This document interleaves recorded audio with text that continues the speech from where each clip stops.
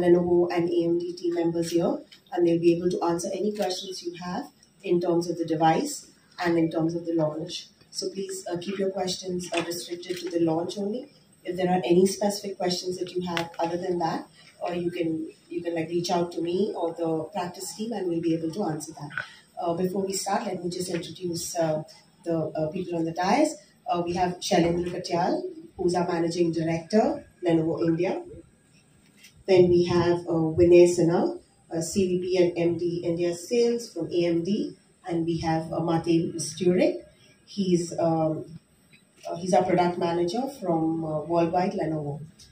So before you all can ask the questions, please raise your hands, or we'll pass the mic around.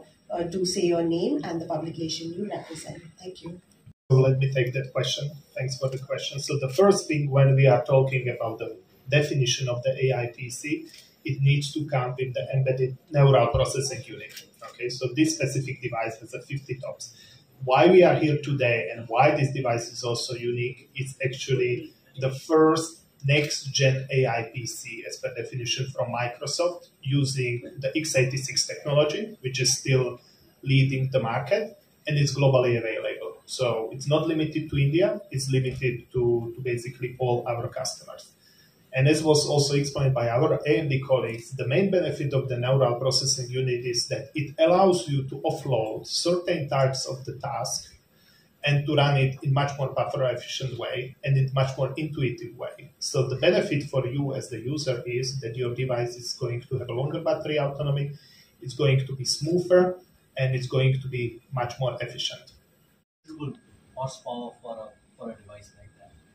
And it does affect those AI app, the responsiveness and all of that, and it does that with a lot of power savings. So I think it's a clear demarcation. The first one which is coming to 50 TOPS. Earlier we were hovering around the 15, 16 top kind of. So this one really raises the bar 2x, 1.5x. Obviously, there's this technical side of workload getting offloaded to a different part, right? So the battery life is just fantastic. And again, I'm talking from a user point of view. And the machine will not heat up as much. So the super responsiveness of that 50 TOPS, it's really fast. It doesn't heat up, and it'll, which is why it's still what, under 1.3 kilos? Yeah, so it's a super light machine as well. Point of view, then AGX is a completely different class of the processors which we are using. But you mentioned the AI, which is again very important thing, because what I would like to highlight, if you would purchase the device, you are purchasing the future-proof device. So what we are expecting, the performance is going to get better actually over the time. It sounds crazy, but if you think in the market, we have 18,000 ISVs. Okay, so put yourself into the shoes, into the software developers. When they will see that in the market, the share of the 50 plus top CPUs devices is growing, they will start to rewrite their application to leverage on the NPU. So to be completely transparent with you, not all the applications today are running on the NPU because they are not rewritten.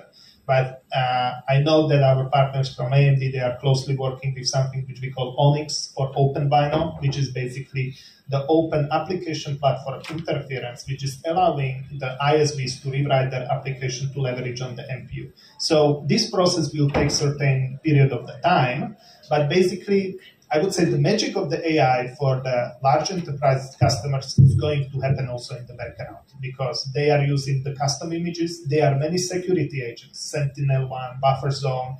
All of these will be running on the NPU one day. So you will extend your battery autonomy, which will be definitely longer versus the previous devices which we had in the market. In terms of the AGX, Vinay, maybe you can comment on that one, because that's, I believe, more onto the performance side. Yeah.